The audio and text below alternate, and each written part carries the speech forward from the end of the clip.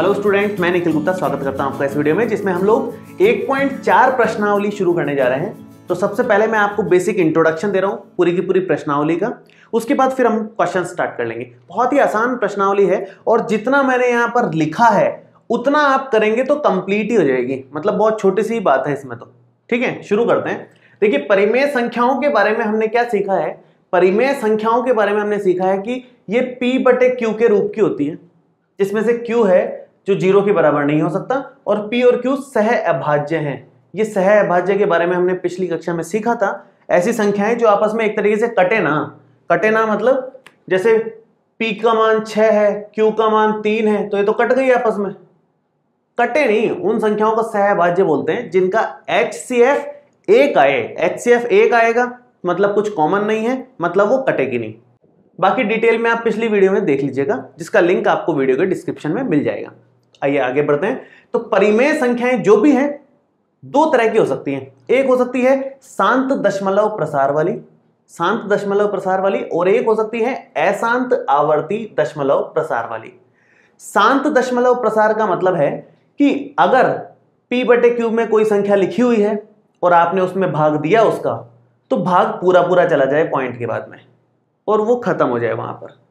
जैसे अगर मैं 17 को 4 से भाग देता हूं, तो 17 को 4 से भाग देने पर 4 चौकू 16 बचा 1, पॉइंट लगाना पड़ेगा और पॉइंट लगाते ही यहां 0 लग जाएगी। तो 4 दूना 8 और यहां 2, 4 पंजे 20। ये भाग पूरा चला गया, उसको बोलते हैं शांत दशमलव प्रसार। लेकिन ऐसे भी भाग हो सकते हैं जो पूरे ना जाएं, जैसे 10/3 जो चलेगा 3.3333333 खत्म नहीं होगा कभी भी। आप भाग दे के देख लीजिएगा भाई। 10 को 3 से अगर आप भाग देते हैं तो 3 बार जाएगा, 9 आएगा, फिर से 1 आ जाएगा, पॉइंट लगाएंगे तो 0 आ जाएगा, फिर से 3 बार जाएगा, फिर 9 आएगा, फिर 1 आएगा, फिर 0 लगाएंगे, फिर से 3 बार, फिर 9, फिर 1। ये चलता जाएगा इधर भी इधर भी, कभी खत्म नहीं होने वाला है ये। तो जो कभी खत्म नहीं होने वाला है और रिपीट भी हो रहा है, 3.33333 चलता ही जा रहा है, तो ऐसे जो दशमलव प्रसार होते हैं, डेसिमल एक्सपेंशंस होते हैं, उनको बोलते हैं अशांत आवर्ती दशमलव प्रसार। मतलब non terminating decimal expansion. Non terminating या अशांत का मतलब है जो खत्म ना हो, और आवर्ती मतलब रिपीटिंग का मतलब है कि ये बार बार आते चले जाएं। तो दो तरह के हो गए, शांत दशमलव प्रसार और अशांत आवर्ती दशमलव प्रसार। ठीक है, अब क्वेश्चन किस तरह का आएगा एग्जाम में या 1.4 जब हम करेंगे, तो उसमें प्रश्न इस तरह के हैं कि पहचानिए, आपको ये दे देगा जैसे 17/4 हो गया, 10/3 हो गया, इस तरह की संख्याएं दे देगा P/Q के रूप में, और बोलेगा पहचानिए कि इनमें से कौन से तो शांत दशमलव प्रसार है और कौन से अशांत आवर्ती दशमलव प्रसार है। ये हमें पहचानने को बोलेगा।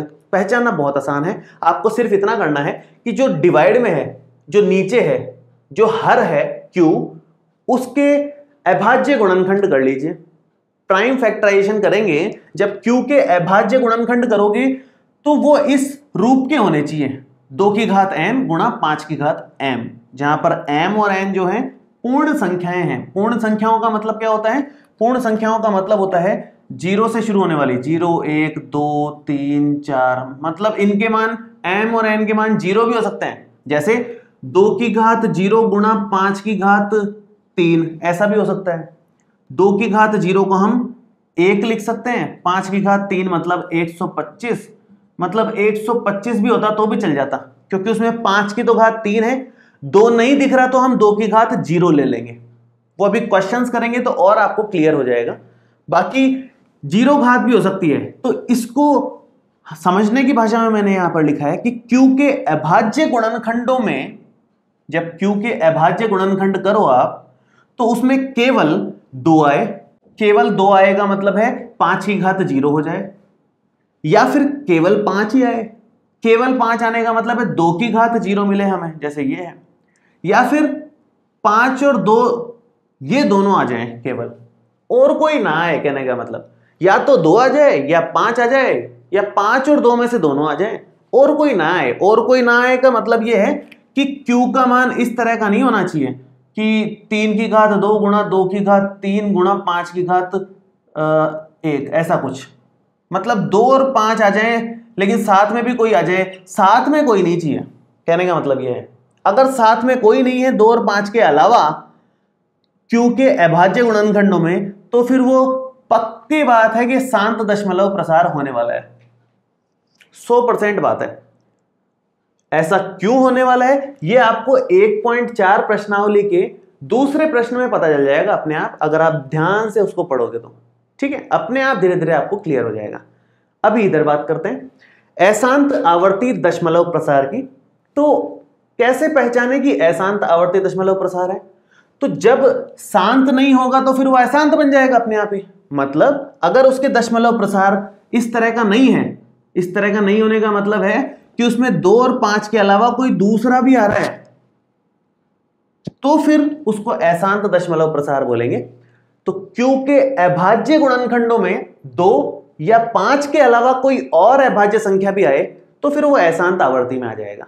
जैसे ये 3, इसके अभाज्य गुणनखंड करोगे 3 के, तो 3 की घात 1 आएगा केवल, तो 3 तो आना ही नहीं चाहिए नीचे वाले में Q में, तो 3 आ गया, मतलब वो अशांत आवर्ती हो गया। यहां पर क्या है 4 के अगर आप गुणनखंड करते हो तो 4 के गुणनखंड 2 फिर ये 1, मतलब 4 को आप लिख सकते हो 2 की घात 2 की घात 2 लिखो, या फिर 2 की घात 2 गुणा 5 की घात 0 लिखो, एक ही बात है वो तो अभाज्य गुणनखंडों में 2 और 5 के अलावा कोई और नहीं दिख रहा, केवल 2 दिख रहा है चलेगा, केवल 5 दिखे चलेगा, 2 और 5 दोनों दिखे चलेगा, कोई नया नहीं दिखना चाहिए अभाज्य गुणनखंड।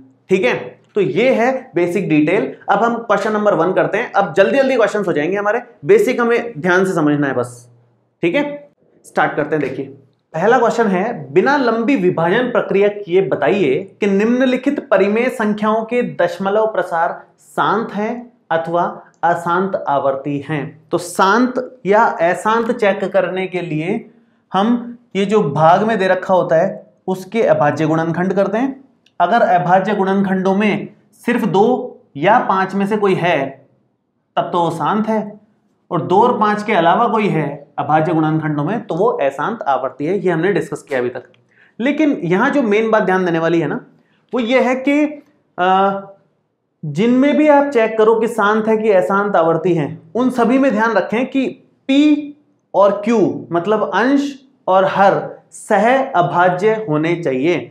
मतलब ये आपस में कटने नहीं चाहिए। अगर कट रहे हैं तो पहले उनको काट लो फिर आगे चेक करो, पहले डायरेक्ट चेक नहीं करना। कब चेक करना है? जब कट रहे हो तो काट लो। जैसे इसमें कट रहा है, ये 3 के पहाड़े से कट रहा है, तो पहले इसको काटो फिर आगे बढ़ो। डायरेक्ट उसके हर को गुणनखंड नहीं कर देना है अपने को। हर का गुणनखंड केवल तब करने हैं जब वो कट नहीं रहे हो। और ठीक है, तो शुरू करते हैं। तो ये पहले क्वेश्चन से लिंक है दूसरा वाला, इसलिए मैंने दूसरा यहीं लिख दिया है। पहले हम पहला क्वेश्चन इन सभी के लिए कंप्लीट करेंगे, फिर दूसरा पढ़ेंगे। ठीक है, तो पहला क्वेश्चन में यहां पर देखो 13 और 3125 आपस में कट नहीं रहे हैं। कट नहीं रहे हैं तो फिर हम इसके गुणनखंड अब कर सकते हैं, कोई दिक्कत नहीं है। तो फिर 3125 के गुणनखंड में कर रहा हूं, ये बनेगा 5 से अगर आप दोगे तो 625 आ रहा है, फिर से 5 से दोगे तो 125 आ रहा है, फिर से 5 से दोगे तो 25 आ रहा है, फिर से 5 से दोगे तो 5 आ रहा है, और 5 से दोगे तो 1 आ रहा है। तो 3125 के गुणनखंड आ गए 5 की घात 5। ये हमारा आंसर है। या तो 2 आ जाए गुणनखंड में, या 5 आ जाए, या दोनों आ जाए तो चल जाता है, कोई दिक्कत नहीं है। तो इसका मतलब यहां कोई दिक्कत नहीं है। ये हमारे क्या हो गया? शांत दशमलव प्रसार। शांत दशमलव प्रसार।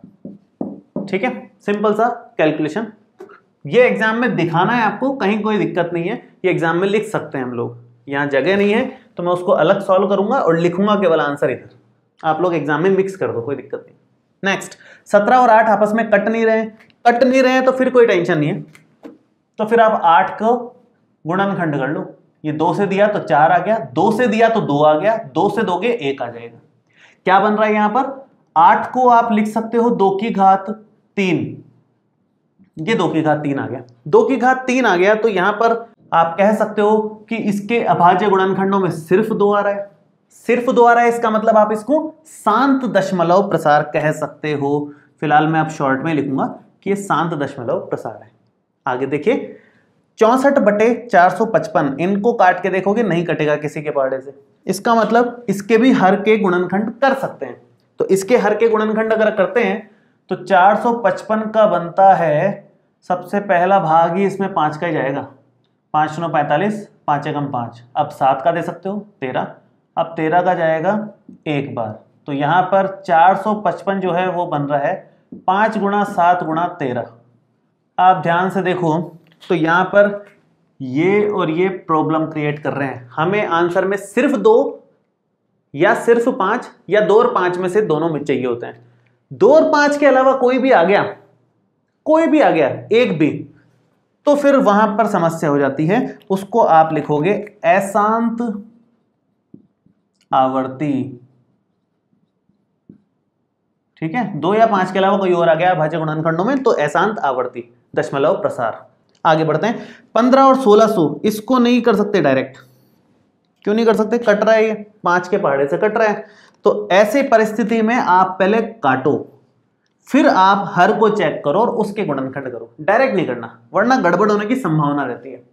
देखिए काटेंगे तो कितना बनता है, ये 5 के पहाड़े से 3 बनेगा और नीचे बनेगा 320। अब जो इसका हर बन गया ये हमारा नया क्वेश्चन बन गया। अब इस क्वेश्चन में ये 320 के गुणनखंड कर लो, वहां कोई दिक्कत वाली बात नहीं है। तो 3 से 20 के गुणनखंड इधर कर देता हूं मैं।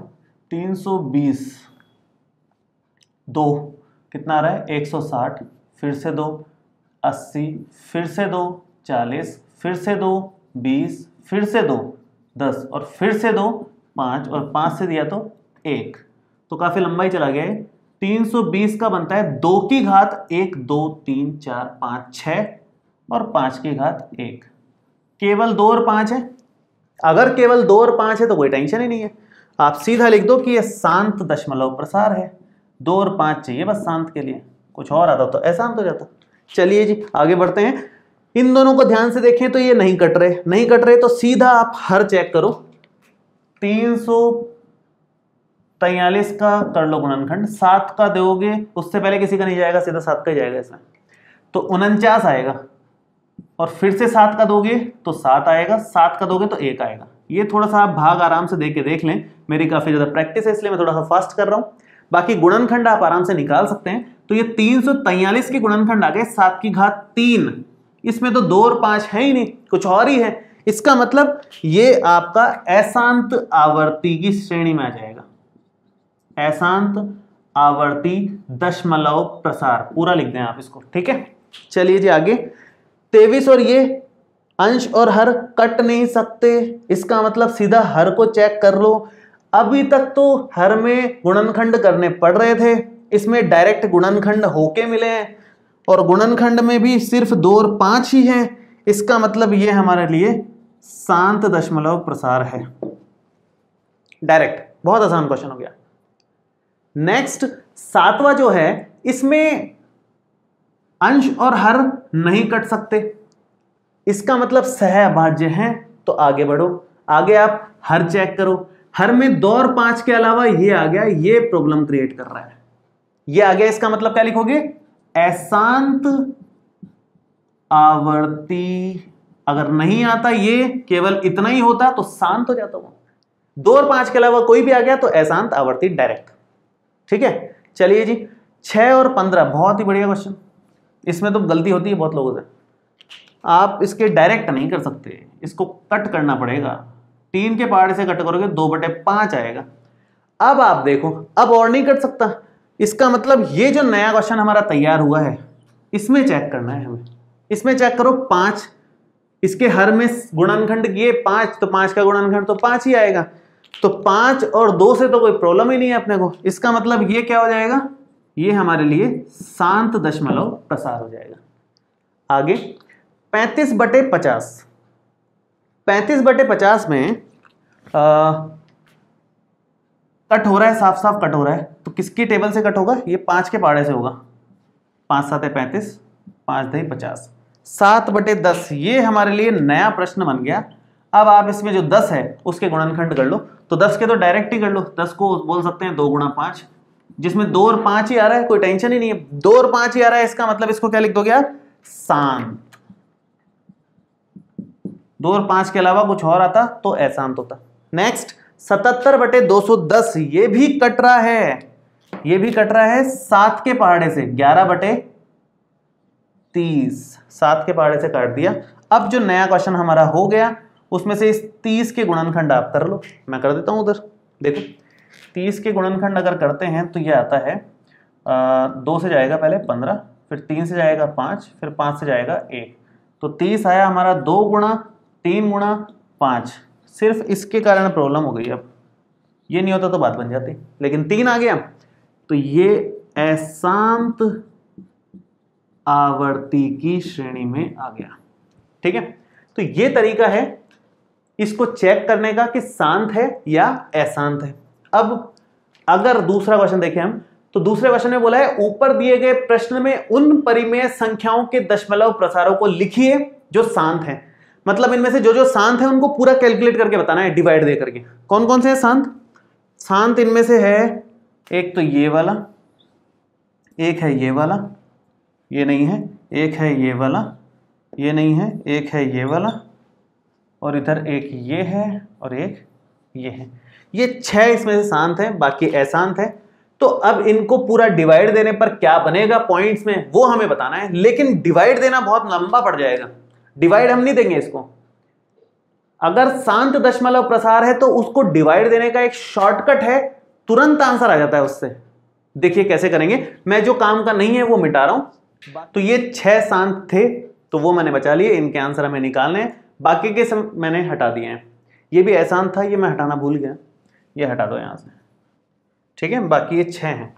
अब शुरू करते हैं। तो सबसे पहले इसको कैसे करना है, करने का तरीका ये रहेगा कि आपके जो गुणनखंड किए हुए हैं वो लिख दो।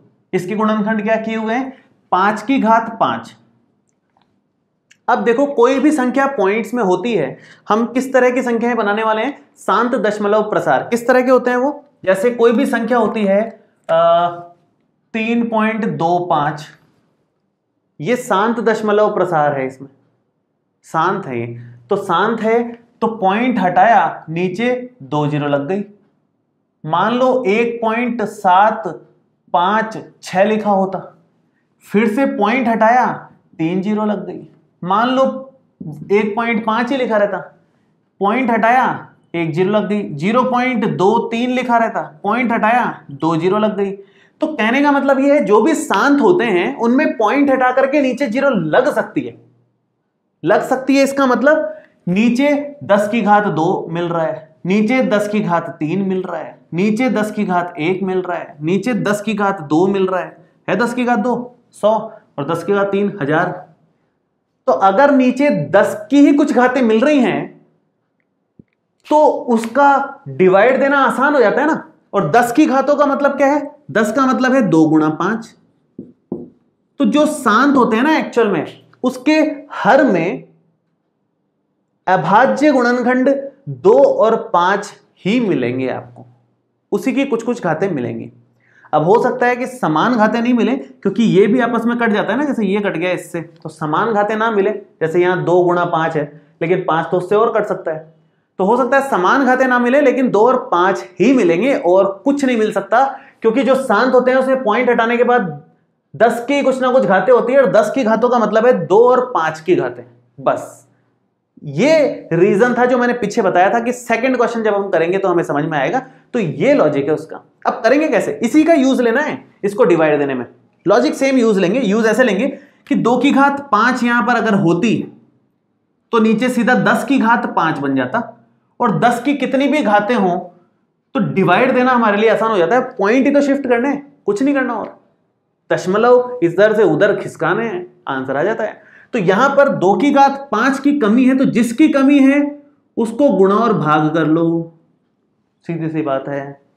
गुणा और भाग किया, क्या बनाइए, ऊपर क्या बनेगा, ऊपर बनेगा 13 गुणा 2 की घात 5। 2 की घात 5 कितनी होती है, 32, और नीचे क्या बनेगा 10 की घात 5। अब 13 को 32 से गुणा कर लो, 13 को अगर 32 से गुणा करो तो 32 और ये 13 कितना आएगा, 13 दूना 26 बचा 2, 13 ते 39 और 2 41, 416 और 1 2 3 4 5 जीरो है तो 5 पॉइंट शिफ्ट होगा। यहां 3 ही है तो 2 तो जीरो लगा के करो फिर आगे।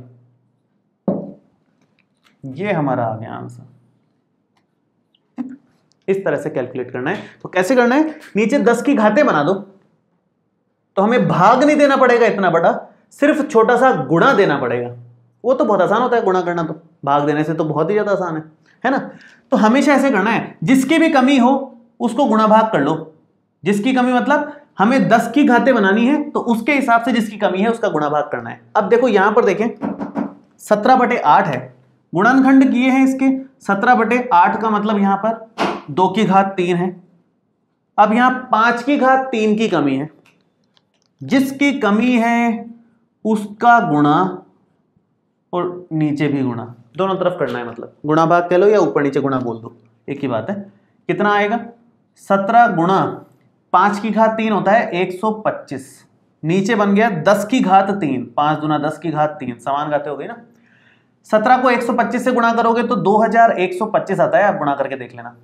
और नीचे कितना बन रहा है 1000, जब आप पॉइंट शिफ्ट करोगे तो ये बनेगा 2.125। ये हमारा फाइनल आंसर आ गया।